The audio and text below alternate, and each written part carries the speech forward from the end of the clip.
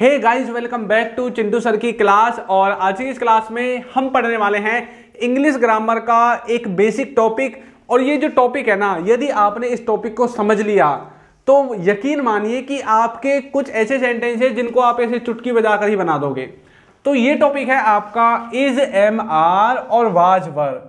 इसके जितने भी प्रयोग है ना, चाहे वो कोई सा भी प्रयोग करना हो, चाहे छोटा प्रयोग हो या मोटा प्रयोग हो, सब कुछ हम आज की वीडियो में कवर कर देंगे। ये जो है ना, ये जो इज, एम, आर और वाज, वर है, इसको देखिए हम कई बार वर्ब की आईएनजी के साथ इस्तेमाल करते हैं, कई बार बीइंग के साथ इस्तेमाल करते हैं, कई बार इसके बाद ऑब्जेक्ट लगा देते हैं। और इसी तरह से जिस तरह से हमने इज, एम, आर को इस्तेमाल किया है, उसी तरह से हम वाज, वर को भी इस्तेमाल करते हैं। तो सब कुछ देखेंगे, बेसिक से एडवांस लेवल तक देखेंगे।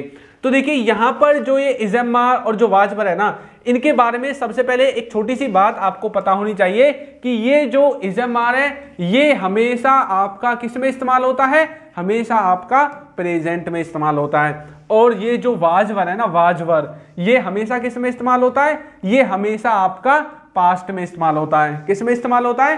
पास्ट में इस्तेमाल होता है। ठीक है, इज, एम, आर प्रेजेंट में इस्तेमाल होता है और वाज, वर आपका पास्ट में इस्तेमाल होता है। इनको हम तीन तरह से इस्तेमाल करते हैं।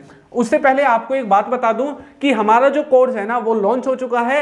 और ये जो कोर्स है, इसमें आपको बेसिक से एडवांस लेवल तक इंग्लिश ग्रामर को कवर कराया जाएगा। इंग्लिश के जितने भी क्लास नोट्स होंगे वो सब कुछ आपको मिलेगा, A to Z video lectures. यदि आप बिगिनर हैं तो आपके लिए भी इंपॉर्टेंट है।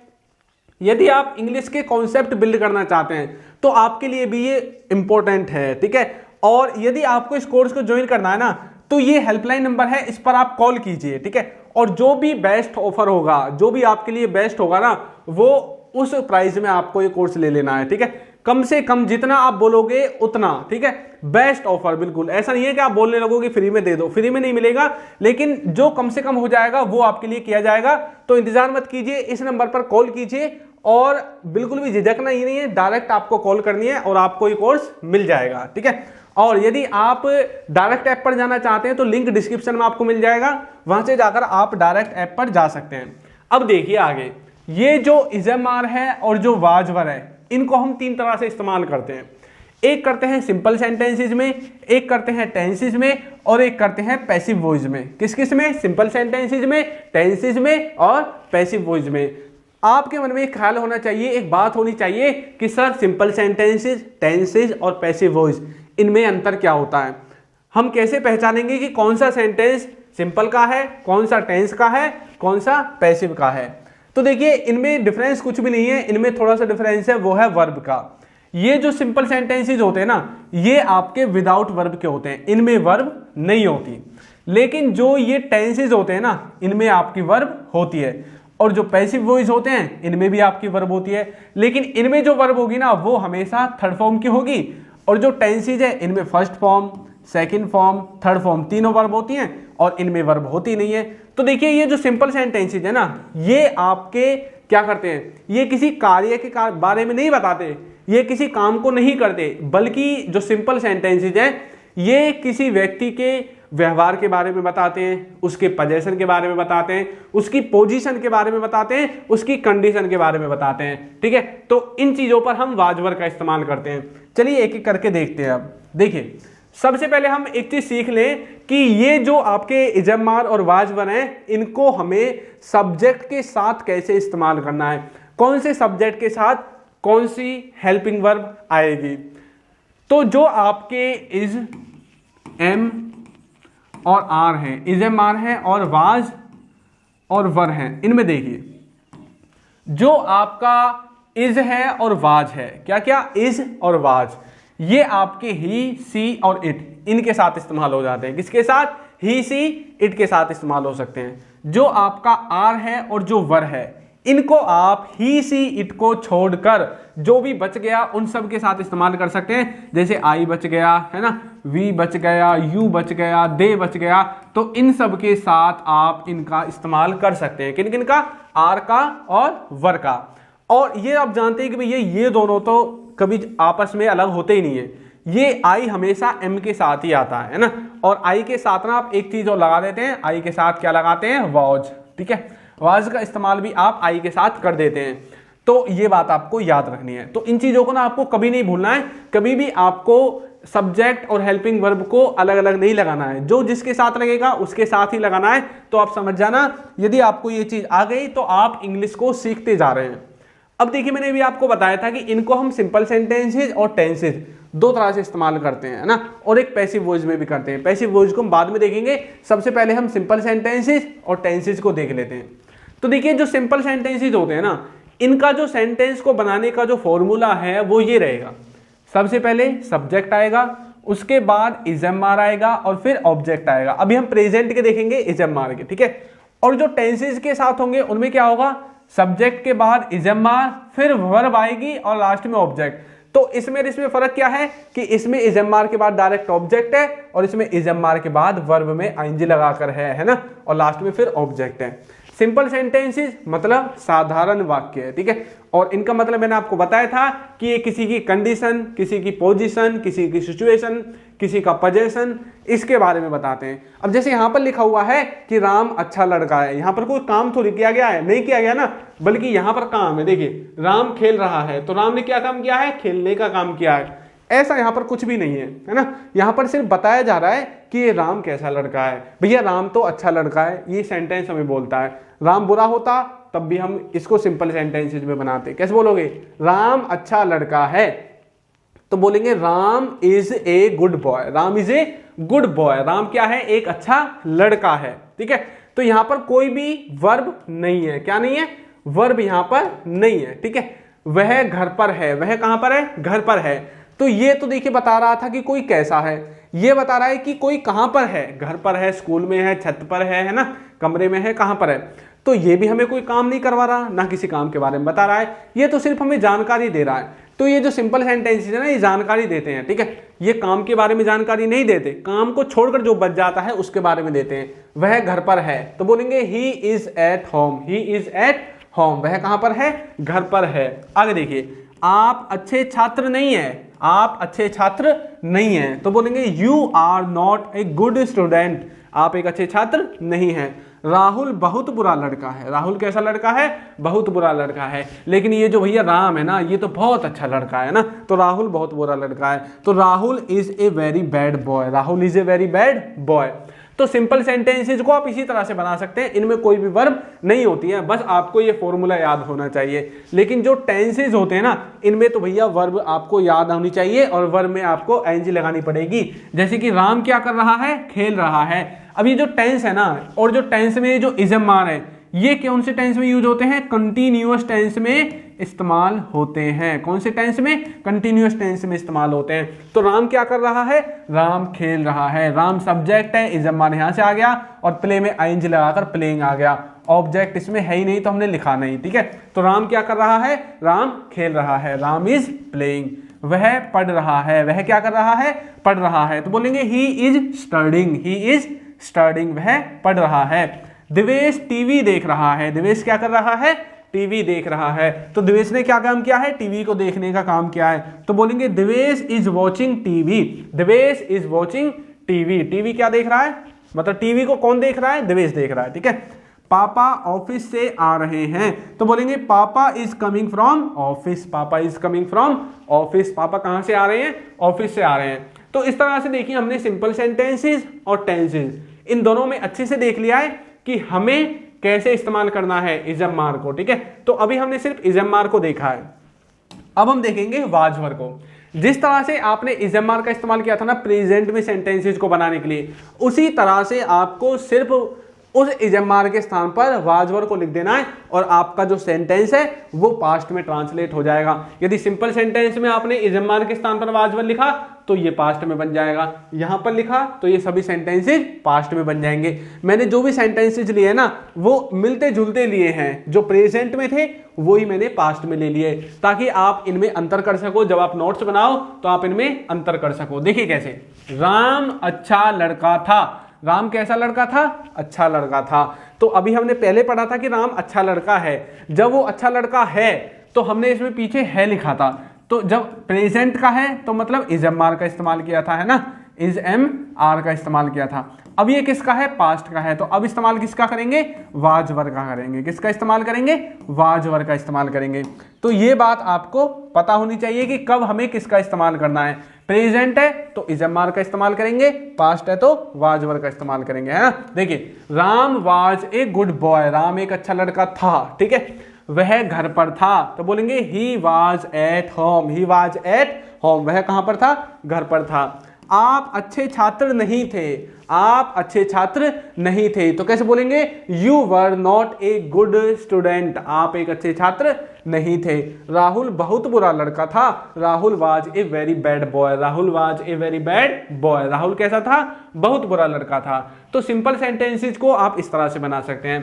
टेंसेस को कैसे बनाओगे, इनमें सिर्फ एक वर्ड एक्स्ट्रा जुड़ेगा जो है वर्ब, ये एक्स्ट्रा जुड़ेगा, बाकी इसके अलावा सब कुछ इसके जैसा बनेगा। देखिए राम खेल रहा था, पास्ट में कोई काम कर रहा था कोई व्यक्ति, वहां पर आप इसका इस्तेमाल करेंगे। जो वाज वर है ना वो आपके पास्ट के कंटिन्यूअस में इस्तेमाल होती है। किस में इस्तेमाल होती है, पास्ट के कंटिन्यूअस टेंस में इस्तेमाल होती है। क्या, वाज वर। वह पढ़ रहा था, तो बोलेंगे he was studying, he was studying, वह पढ़ रहा था। दिवेश टीवी देख रहा था, दिवेश क्या कर रहा था, टीवी देख रहा था, तो Divesh was watching TV, Divesh was watching TV, तो दिवेश क्या कर रहा था, टीवी देख रहा था। पापा ऑफिस से आ रहे थे, तो बोलेंगे पापा वाज कमिंग फ्रॉम ऑफिस। अब यहाँ पर ये जो राम है, यहाँ पर जो ही है, यहाँ पर दिवेश और यहाँ पर पापा, ये आपके क्या है, सब्जेक्ट हैं। इनके बाद आपकी हेल्पिंग वर्ब आई है और लास्ट में आपकी वर्ब में आईएनजी लग कर आ गई है, ठीक है। तो इस तरह से आप इनको समझ सकते हैं।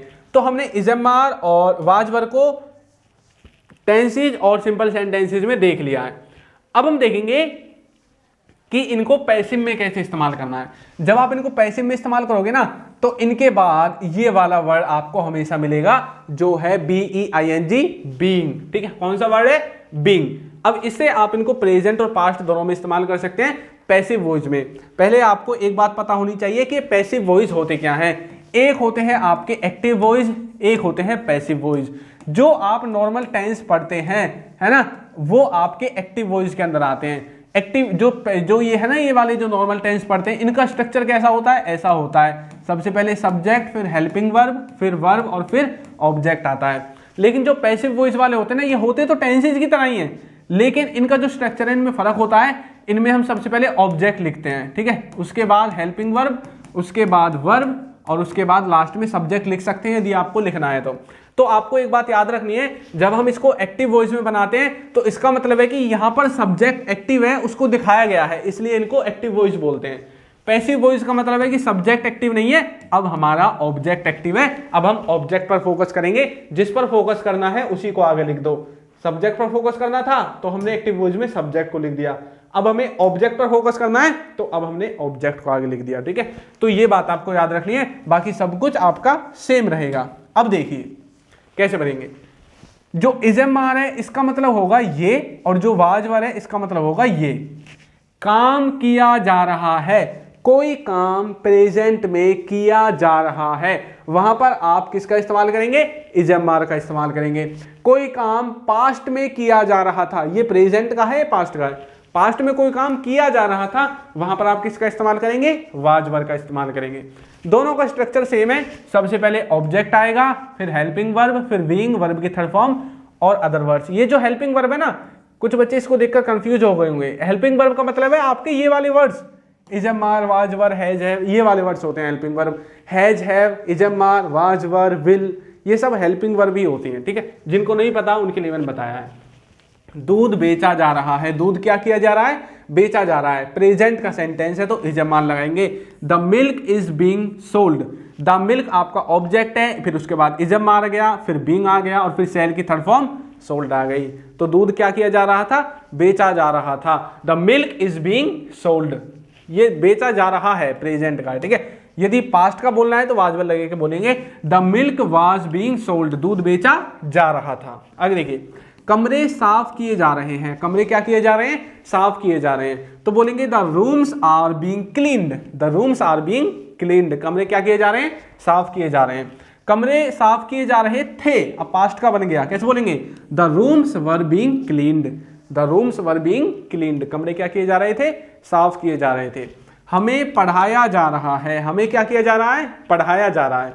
तो we are being taught, we are being taught, हमें पढ़ाया जा रहा है। और हमें पढ़ाया जा रहा था तो बोलेंगे we were being taught, we were being taught, हमें पढ़ाया जा रहा था। तो इस तरह से आप देखा कि आपने इजम्मार और वाजवर के साथ बीइंग लगाकर अपने सेंटेंस को किस में बना दिया? पैसिव में बना दिया, ठीक है, पैसिव वॉइस में आपने सेंटेंस को बना दिया। तो इस तरह से आप भी बीइंग का इस्तेमाल करके किसी भी सेंटेंस को पैसिव में बना सकते हैं।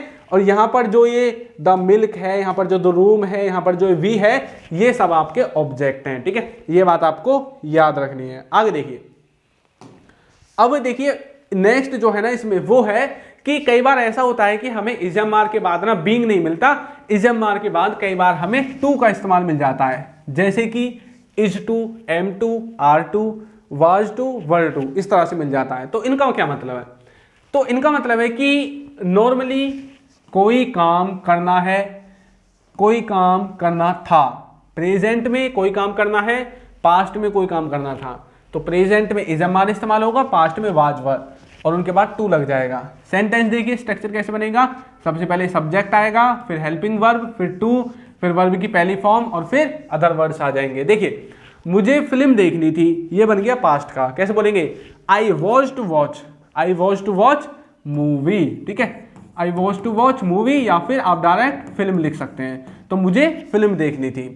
अब आपको ऐसा लग रहा होगा कि सर ये आपने क्या लिख दिया, वाज के बाद टू लगा दिया, क्या कर दिया ये, है ना, इज के बाद टू लगा दिया, एम के बाद। तो देखिए ये सही है, कोई काम नॉर्मली आपको करना है। देखिए मैं आपको एक कंफ्यूजन दूर करता हूं, कई बार हम देखते हैं हैज के साथ टू देखते हैं ना, हैव के साथ टू देखते हैं।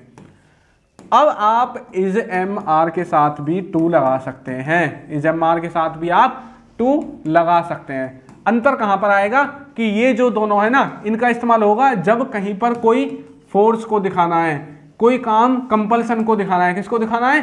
कंपल्सन को दिखाना है, ठीक है, तो वहां पर आप किसका इस्तेमाल करेंगे? हैज और हैव का इस्तेमाल करेंगे। लेकिन कोई फोर्स नहीं है, नॉर्मली कोई काम है, उस काम के बारे में यदि आपको बताना है, कोई भी कंपल्सन नहीं है, तो तब आप किसका इस्तेमाल करेंगे? इजम्मार का इस्तेमाल करेंगे। और इनके बाद आप क्या लगाएंगे? टू लगाएंगे, है ना, इनके बाद क्या लगाएंगे? टू लगाएंगे। तो यहां पर जो ये है ना, हमने जो पीछे अभी लगाया है, देखिए यहां पर जो हमने टू लगाया ना, इसका मतलब है कि ये फिल्म देखनी जरूरी नहीं थी, नॉर्मल काम था, आप चाहते तो इसको नहीं देखते। लेकिन अगर आपको देखनी है तो अब आप वाज वर इजम्मार का इस्तेमाल मत करो, अब आप हैज, हैव और हैड का इस्तेमाल करो। मुझे फिल्म देखनी थी, I had to watch movie, इस तरह से। पास्ट का है तो पास्ट में कोई काल कंपल्सरी था, कोई काम करना, तो आप हैड लगाएंगे। और प्रेजेंट में आप किसका इस्तेमाल करेंगे? हैव का और हैज का इस्तेमाल करेंगे, ठीक है, ये बात आपको याद रखना है। मुझे फिल्म देखनी है, अब तो मैंने बोल दिया I am to watch movie, movie लिख सकते हैं लास्ट में, ठीक है, मूवी या film, I am to watch movie. लेकिन यदि आपको ये काम जरूरी करना था तो आप हैज, हैव का इस्तेमाल करेंगे। I have to watch movie, I have to watch movie, इस तरह से बोलोगे। उसे वो करना था तो बोलेंगे he was to do that, he was to do that, उसे वो करना है। He is to do that, he is to do that, इस तरह से। तुम्हें मेज साफ करनी थी, you were to clean the table, you were to clean the table, तुम्हें मेज साफ करनी है, you are to clean the table, you are to clean the table. तो इस तरह से आप इजम्मार और वाजवर का इस्तेमाल कर सकते हैं। अब आपको अच्छे से समझ में आ गया होगा कि हमें इनका इस्तेमाल कहां पर करना है और कैसे करना है ना। अब चलिए मैं एक चीज और आपको बताता हूं। अब तक हमने सीखा क्या है? अब तक हमने सीखा है पहला पॉइंट कि इजम्मार और वाजवर को हम टेंसेज में इस्तेमाल करते हैं। टेंसेज का मतलब है उनमें वर्ब के साथ आपको आईएनजी लगानी है। क्या लगानी है? वर्ब के साथ आईएनजी लगानी है। दूसरा अब तक हमने क्या सीखा है कि इनको हम सिंपल सेंटेंसेज में भी इस्तेमाल करते हैं। किनमें? सिंपल सेंटेंसेज में। इनमें आपकी क्या नहीं होती? वर्ब नहीं होती। ये हमें क्या बताते हैं? किसी की पोजीशन, किसी का रिलेशन, किसी के प्रेजेंट की अवस्था के बारे में बताते हैं। तीसरा हमने क्या सीखा है कि इनको आप पैसिव वॉइस की तरह इस्तेमाल कर सकते हैं। और पैसिव वॉइस का मतलब है इनमें वर्ब की थर्ड फॉर्म आती है, ऑब्जेक्ट पर फोकस किया जाता है, उसके बाद हेल्पिंग वर्ब आती है, फिर वर्ब आती है और लास्ट में आप सब्जेक्ट को लिख सकते हैं क्या लगाकर? बाय लगाकर, है ना। तो ये आपका पैसिव वॉइस का हो गया। तो इस तरह से आप इन सभी को देख सकते हैं। अब मैंने आपकी प्रैक्टिस के लिए एक सेंटेंस लिखा है यहाँ पर, इसको आपको ट्रांसलेट करके बताना है ना, इसको आपको क्या करके बताना है, ट्रांसलेट करके बताना है। देखते हैं कितने बच्चे इसको ट्रांसलेट कर पाते हैं। सेंटेंस क्या है हमारा, हम अंग्रेजी पढ़ रहे थे, हम क्या कर रहे थे, अंग्रेजी पढ़ रहे थे। इसको कमेंट करके आपको बताना है कि इसकी इंग्लिश क्या होगी। तो आपको ये वीडियो कैसी लगी है जरूर बताइएगा, और यदि अभी तक आपने हमारे चैनल को सब्सक्राइब नहीं किया है तो कर दीजिए। कोर्स को परचेज नहीं किया है तो जल्दी से डिस्क्रिप्शन में जाइए, जाकर कोर्स को परचेज कर लीजिए। तो मिलते हैं अपनी किसी नई वीडियो में एक नए टॉपिक के साथ, तब तक के लिए थैंक यू।